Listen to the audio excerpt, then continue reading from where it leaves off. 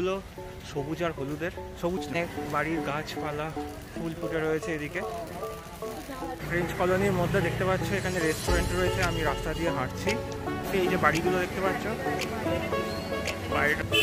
বাড়িগুলো